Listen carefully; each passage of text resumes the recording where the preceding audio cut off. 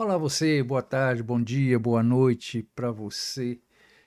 Que bom ter sua companhia, que bom você que se inscreveu no nosso canal. Para você ainda que não se inscreveu, por favor, se inscreva, sugira temas como esse, as pessoas têm participado.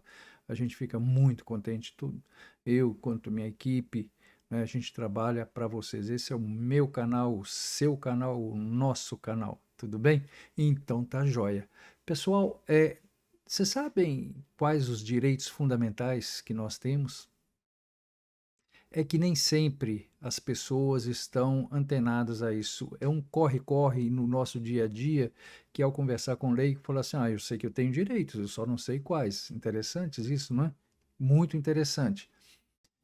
Em se tratando de direitos fundamentais, aqui a gente precisa fazer uma reflexão bem interessante, bem impactante, eu diria. Por quê? Com uma certa frequência me perguntam: olha, professor, eu tenho dúvida, como é que é isso? Como é que funciona? Por quê? De onde vêm esses direitos fundamentais? Então vamos fazer uma reflexão bem rapidinho aqui, pessoal, a respeito disso.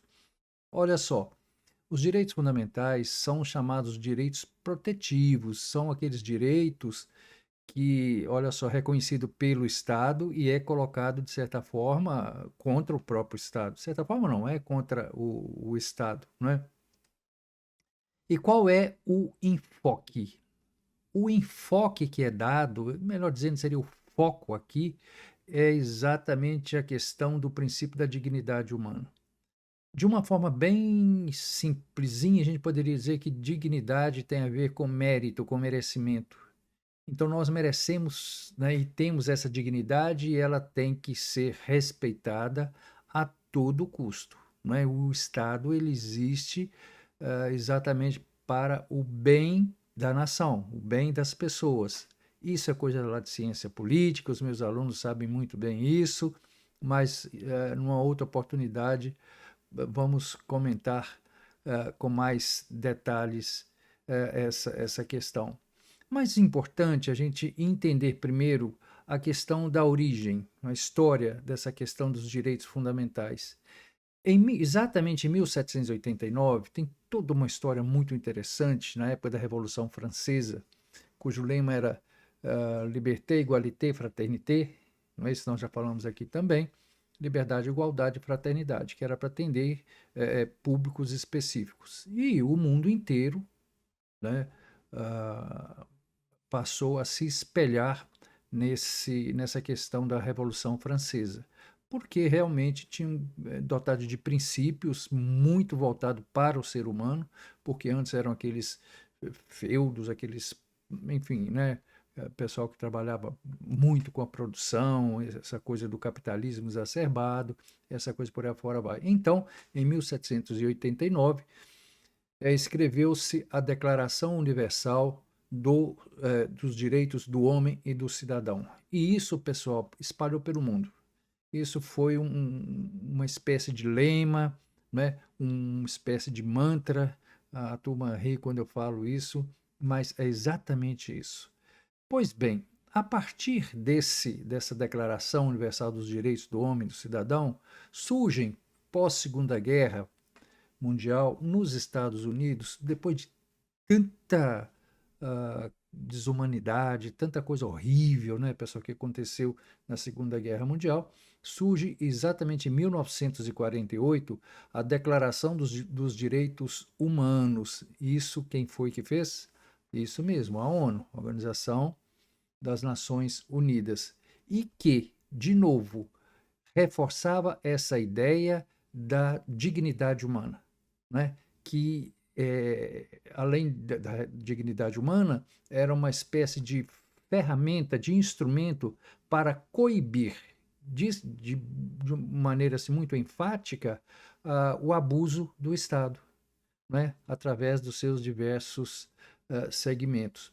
Pois bem, o mundo copia isso. Então, observe, começa em 1789, vem para 1948, e em 1988, a nossa Constituição, a Constituição Federal Brasileira, ela estabelece logo no início, lembram que era a Constituição Cidadã? Logo no início estabelece os direitos fundamentais ah, do homem, né? Do cidadão brasileiro. Muito, muito interessante. Pessoal, nós vamos dividir isso aqui em duas partes, mas eu digo para vocês, tá?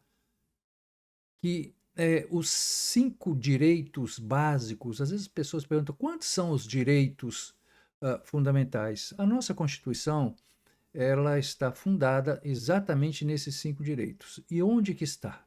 Lá no artigo 5º, né, quando diz que somos iguais em direitos e deveres, sendo invioláveis os seguintes direitos. Pessoal, e aqui eu chamo a atenção. Eu chamo a atenção porque há uma ordem hierárquica na enumeração dessa inviolabilidade dos direitos. Preste atenção. Primeiro direito, o direito fundamental, o mais importante, é o direito à vida. É inviolável o direito à vida. Basta você ameaçar alguém, dizendo que vai lhe tirar esse direito, direito de viver, para o Estado intervir. O segundo é o direito à liberdade, e vamos entender aqui, nesse primeiro momento, o direito à liberdade da forma lato sensu mais ampla possível. Liberdade de ir e vir, liberdade de expressão, liberdade, enfim, liberdade. Sabendo que liberdade não é um conceito absoluto, é relativo, também uma outra e longa história. Em terceiro lugar, olha só, o direito à igualdade. Somos todos iguais em direitos e deveres. Isso é fundamental. É o Estado que está garantindo esses direitos. Em quarto lugar, o direito à segurança, segurança também de forma o mais ampla possível, né? É segurança pessoal, segurança família, lá quando a gente fala em direito do consumidor, segurança no produto ou nos produtos e serviços que a gente vai consumir.